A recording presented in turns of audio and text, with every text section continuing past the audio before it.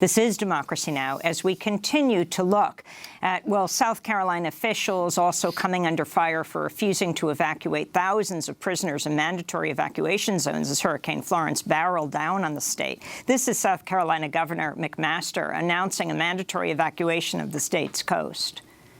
This is a real hurricane that we have coming, and our goal is to protect lives and property. Now, we know that this evacuation order that I'm issuing is going to be inconvenient for some people. It's going to be inconvenient, but we do not want to risk one South Carolina life in this hurricane. Prisoners at McDougal Correction Institution in Berkeley County and Ridgeland Correctional Institution in Jasper County were forced to remain in the prisons when Hurricane Florence hit, despite evacuation orders. Well, for more, we're joined by another guest in Columbia, South Carolina, Kimberly Smith, community organizer with the Party for Socialism and Liberation. She's been protesting South Carolina's choice not to evacuate prisoners during the hurricane. Kimberly, welcome to Democracy Now! Explain what happened.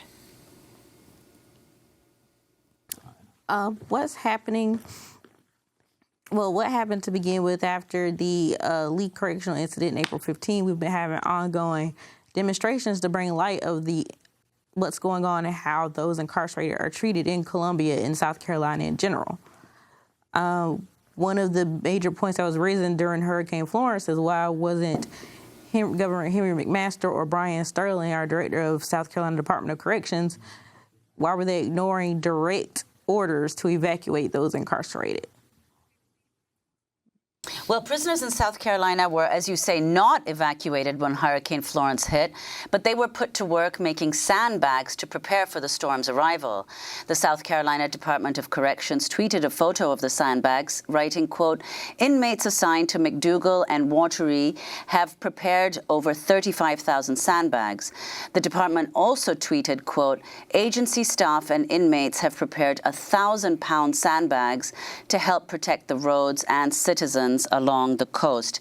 Kimberly, could you talk about that, the kind of work that prisoners were asked to do?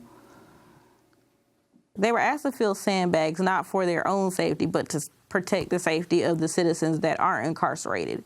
They were using the labor of these individuals to protect the citizens of South Carolina and on those coastal areas. They were doing the work that other people in our, legislature, other people could do. They weren't trying to protect themselves. They don't care about how the prisoners were going to fare during the storm, but they wanted to use their labor to have them make sandbags so that no one else would have to do it. And their concerns, you've been speaking with people in the prisons about what would happen with the storm. What were the prisoners saying?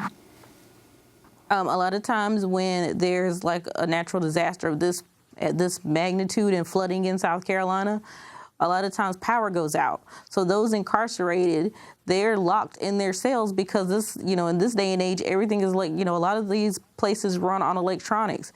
So when the power goes out, they're trapped in their cells for hours, not knowing when they're going to get let out.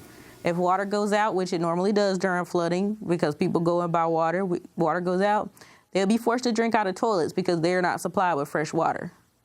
Well, Kimberly, in North Carolina, prisoners were evacuated. Of course, in South Carolina, they were not. What did the state in South Carolina say? What did they give as justification for not evacuating prisoners? I think there was no justification. When we tried to speak with Governor McMaster at a press conference that he was having press conferences all week. We were not allowed inside the press conferences. We were not allowed to speak with him, interact with him at all. They had security there making sure we got nowhere near him. There was no comment. There was no acknowledgement of anything going on with those incarcerated. Well, Kimberly Smith, we want to thank you for being with us, community organizer with the Party for Socialism and Liberation, protesting South Carolina's choice not to evacuate prisoners during Hurricane Florence. And let me ask you quickly, in the last 10 seconds we have, is the danger over? I mean, while the storm leaves, you've got this tremendous threat of flooding.